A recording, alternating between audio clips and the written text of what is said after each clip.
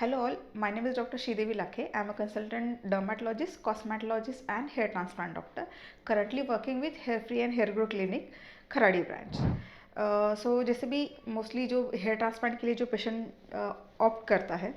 तो सबसे major concern उनका रहता है कि ट्रांसप्लांट में कोई रिस्क या फिर कॉम्प्लिकेशंस तो नहीं है। तो जैसे रिस्क एंड कॉम्प्लिकेशन वाला जो पार्ट है वो आज हम इस वीडियो में क्लियर करेंगे। तो मेजर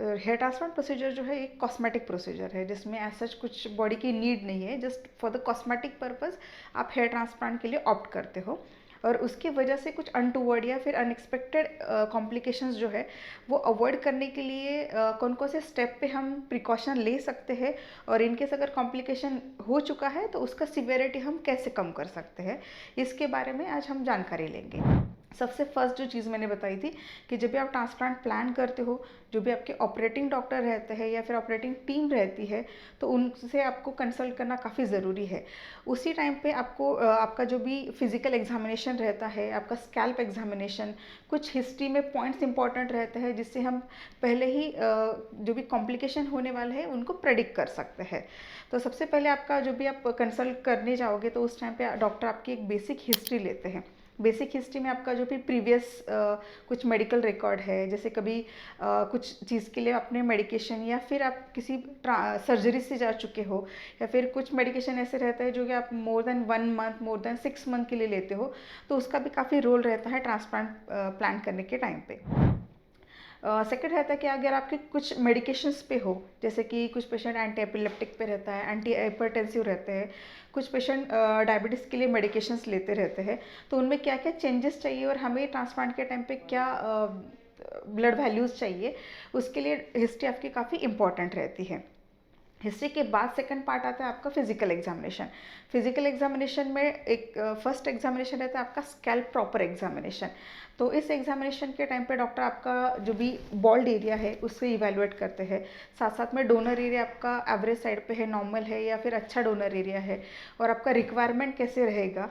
प्रोसीजर एक सेशन में कंप्लीट हो पाएगा या फिर एक से ज़्यादा सेशंस लगेंगे, ये सारी चीज़ें हैं जो डॉक्टर आप इवेलुएट करते हैं। थर्ड रहता है आपके ब्लड इन्वेस्टिगेशन। तो सेम टाइम पे जब भी आप हिस्ट्री देते हो प्लस आपका स्कैल्प एग्जामिनेशन हो जाता है, उसके बाद बेसिक जो भी ट्रांसप्लांट के लिए बेसिक ब्लड इन्वेस्टिगेशंस रहते हैं, जैसे कि आपका हीमोग्लोबिन कितना है, आपको कुछ इन्फेक्शन पॉइंट ऑफ व्यू से आपका डब्ल्यूबीसी काउंट नॉर्मल है, आपका bleeding time, clotting time, sugar levels, ECG, ये जो भी बेसिक इन्वेस्टिगेशंस रहते हैं वो आपको रिकमेंड किए जाते हैं। साथ साथ में आपकी हिस्ट्री पे डिपेंडेंट कुछ चीज़ें रहती है, जैसे कि इनकेस अगर आपका डायबिटिक हिस्ट्री है तो आपका fasting sugar level, post prandial and HbA1c, मतलब लास्ट 3 महीने में आपका शुगर कैसे फ्लक्चुएट हुआ है वो बताने वाला टेस्ट, ये सारी चीज़ें आपकी की जाती है। अकॉर्डिंगली आप में जो भी मेडिकल इलनेस है या फिर आपका जो भी सर्जिकल हिस्ट्री या फिर आपका मेडिसिन हिस्ट्री, इस पर ब्लड इन्वेस्टिगेशन वैरी करते हैं। तो ये सारी चीज़ें आपके कंसल्टेशन के टाइम पे क्लियर हो जाती है, सो दैट ट्रांसप्लांट के टाइम पे या फिर ट्रांसप्लांट के बाद जो भी कॉम्प्लिकेशंस आने वाले हैं उसे हम पहले ही प्रेडिक्ट करके प्रॉपर्ली उसको मैनेज कर सकते हैं। सेकंड पार्ट आता है आपका जब भी ट्रांसप्लांट का प्रोसीजर के लिए आप आते हो यहाँ पे, तो उस टाइम पे हम क्या क्या चीज़ें करते हैं जो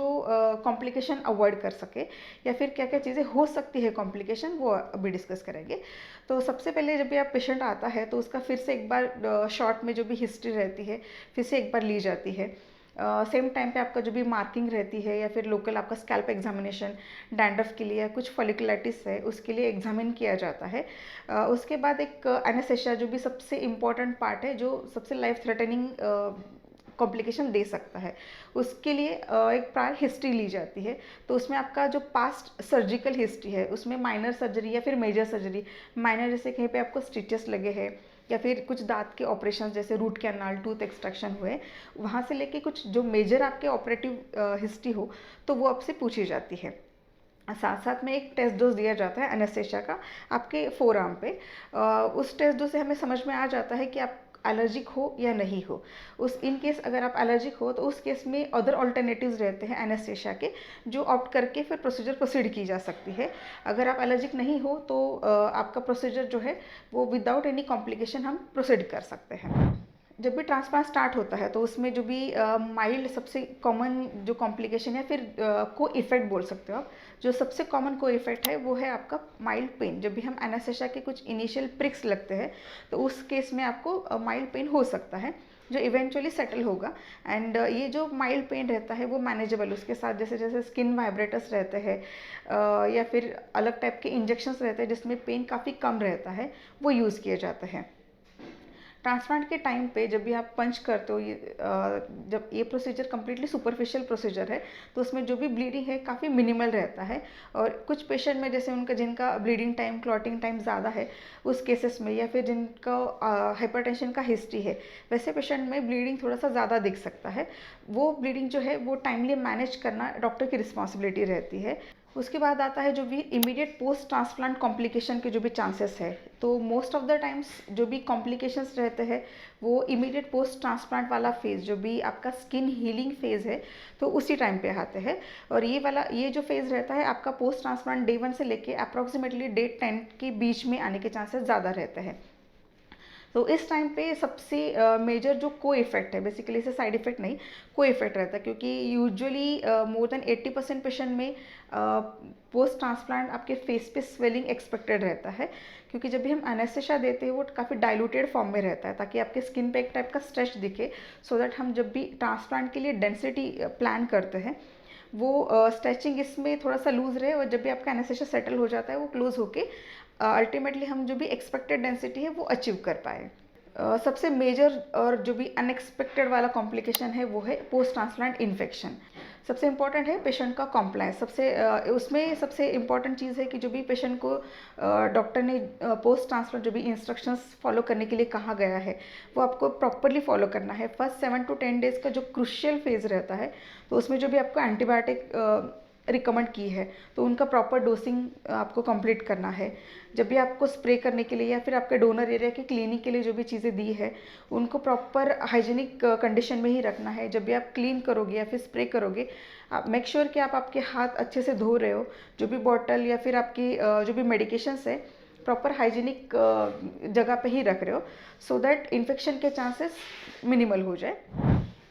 उसके साथ साथ जो भी पोस्ट ट्रांसप्लांट आपको रिकमेंड किया जाता है कि जो स्वेटिंग वाला पार्ट है वो अवॉइड करना है, dust exposure, sun exposure avoid करना है, इनको आप प्रॉपरली फॉलो कीजिए, सो दैट जो भी पोस्ट ट्रांसप्लांट इन्फेक्शन के चांसेस रहते हैं वो हम काफ़ी हद तक मिनिमाइज कर पाए। इन केस अगर आपके ट्रांसप्लांटेड डोनर एरिया या फिर इम्प्लांटेड एरिया में कहीं पे भी आपको अलग कुछ सेंस हो रहा है, जैसे कि हल्का पस फील्ड कुछ दिख रहा है या फिर कुछ ऐसे बॉगी स्वेलिंग टाइप लग रहा है या कुछ पर्टिकुलर एरिया ही है जो अलग से नोटिस हो रहा है, तो उस केस में आपकी जो भी ऑपरेटिंग टीम है उनके साथ आप कंसल्ट कीजिए, और टाइमली ये जो भी इन्फेक्शन वाला पार्ट है वो मैनेज करने पे वहाँ पे without scarring, without any further extension of infection manage किया जा सकता है। तो पोस्ट ट्रांसप्लांट आपका ट्रैवलिंग वाला पार्ट ऐसे रहता है कि जिसमें आपको प्रिकॉशन लेना काफ़ी ज़्यादा इंपॉर्टेंट रहता है, क्योंकि जो भी ट्रांसप्लांटेड हेयर्स रहते हैं कम्प्लीटली वो एरिया रॉ रहता है, वहाँ पे जो भी ग्राफ रहते हैं वो काफ़ी लूज रहते हैं, वहाँ पे डिस्प्लेसमेंट होने के चांसेस ज़्यादा रहते हैं। इवन सिंगल ग्राफ अगर आपका डिस्प्लेस हो जाता है तो ग्राफ जो है आप कम्प्लीटली लूज़ करोगे। एंड सेकंड पार्ट रहता है कि जहाँ से आपका ग्राफ निकला है उस सेम पॉइंट से एरिया रॉ होने की वजह से ब्लीडिंग के चांसेस भी रहते हैं। तो ऐसे केसेस में आपके साथ कोई अकम्पनी करे ट्रैवलिंग टाइम पे, कोई रहे, वो ज़्यादा इंपॉर्टेंट है, सो दैट वो प्रॉपरली मैनेज कर पाएंगे। आपकी जो भी ऑपरेटिंग डॉक्टर या ऑपरेटिंग टीम है उनके साथ उसी टाइम पे कोऑर्डिनेट कर पाए और टाइमली मैनेज हो जाए चीज़ें। उसके बाद आता है जो भी लेट पोस्ट ट्रांसप्लांट कॉम्प्लिकेशंस है। लेट पोस्ट ट्रांसप्लांट कॉम्प्लिकेशंस में यूजुअली बहुत बार पेशेंट कंप्लेन करता है कि जो भी ऑपरेटिंग एरिया है वहाँ पे थोड़ा सा नमनेस है या फिर टच करने पे पेन होता है। तो जो नमनेस है उसके लिए आपके जो भी ऑपरेटिंग डॉक्टर्स रहते हैं वो कुछ ब्लड इन्वेस्टिगेशन या फिर लोकल एग्जामिनेशन करके आपको कुछ मेडिसिन रिकमेंड कर सकते हैं, सो दैट जो भी हीलिंग है और थोड़ा सा फास्ट हो जाए, नमनेस एंड पेन पार्ट दोनों चीज़ें हम टाइम टू टाइम सेटल कर पाए। इसके अलावा अगर आपको आपके ट्रांसप्लांट रिलेटेड कोई भी क्वेरी है, अगर आप ट्रांसप्लांट के लिए प्लान कर रहे हो तो ये सही समय है या फिर और कुछ टाइम तक आप वेट कर सकते हो, आपके नेचुरल रिजल्ट के लिए आप क्या क्या और एडिशनल जैसे कि डोनर एरिया इम्प्रूवमेंट के लिए अगर आपको पीआरपी लेने की ज़रूरत है या फिर कुछ प्रायर मेडिकेशन लेके आपको डोनर एरिया इम्प्रूव करने की ज़रूरत है, या फिर आपके केस में क्या कॉम्प्लिकेशंस हो सकते हैं और हम उसे कैसे अवॉइड कर सकते हैं, अगर आपको ये जानना है तो आप हमारे दिए गए नंबर पे कॉल कीजिए और आपका अपॉइंटमेंट शेड्यूल कीजिए। Thank you.